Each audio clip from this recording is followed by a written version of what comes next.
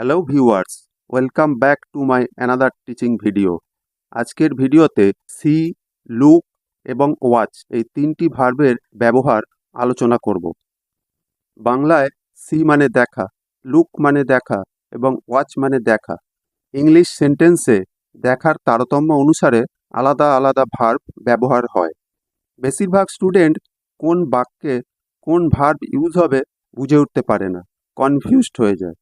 I am sure আজকের ভিডিওটা দেখার পরে এই কনফিউশন কমপ্লিটলি দূর হয়ে যাবে, তাই ভিডিওটি শেষ পর্যন্ত দেখতে থাকুন। প্রথমেই দেখি সি এর ব্যবহার।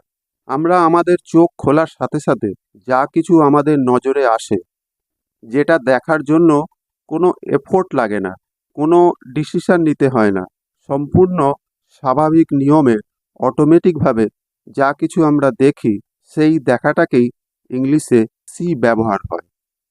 C is used when you see something without any effort or decision. It's automatic.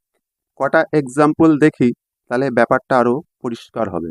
Did you see that cat? তুমি কি বিড়ালটাকে দেখেছো? Do you want to see it? Did you see Rony today? I saw you at the shopping mall today. On my way back home I saw an accident. এখানে যে কটা example দিলাম, প্রতিটা ক্ষেত্রেই দেখার কাজটা একদম স্বাভাবিকভাবে হয়েছে। এর জন্য কোনো ডিসিশন নিতে হয়নি, কোনো এফোর্ট লাগাতে হয়নি। See is related to senses. You always see something when you open your eyes. It's an automatic process. এবার আসি লুকের ব্যবহারে।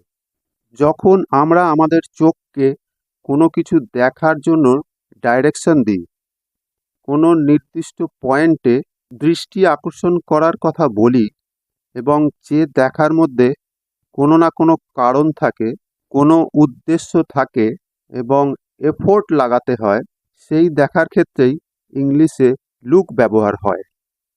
Look is always use to give direction to our eyes, to ask someone to see something with a reason or intention.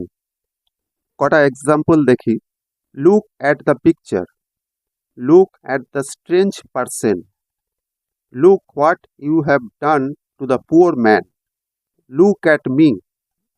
Look at the girl, she is beautiful. Look at that car, it's completely damage in the accident. Look, he is sitting on the bench. এখানে প্রতিটা এক্সাম্পলেই আমাদের চোখকে direction দেওয়া হয়েছে কোনো কিছু দেখার জন্য। লুক অনেক সময় দেখায়, এই সেন্সেও ব্যবহার হয়। যেমন, you look cute. She looks like a Sania. Rohit is looking angry. এখানে দেখতে কেমন, সেই সেন্সে ব্যবহার হয়েছে। এবার আসি ওয়াচের ব্যবহার। ওয়াচ কখন ব্যবহার হয়? যখন আমরা কোনো জিনিস খুব মনোযোগ সহকারে দেখি এবং সেই দেখার মাধ্যমে কোনো কিছু শেখার চেষ্টা করি, বোঝার চেষ্টা করি, এই রকম দেখা বোঝালে ইংলিশে ওয়াচ ব্যবহৃত হয়। Watch is always used in a sentences to say that you are looking at something with concentration and focusing to understand. Watch generally কোনো মুভিং থিংসের দেখার কথা বোঝায়। Watch is generally used for moving things, যেমন cricket match দেখা, TV serial দেখা। কটা example দেখি। I am watching movie. Did you enjoy watching the PUBG? I can't let any one watch what I am doing. I like to watch TV program at night. Watch the vehicles before crossing the road. People are closely watching the election result. We stop to watch the sunset.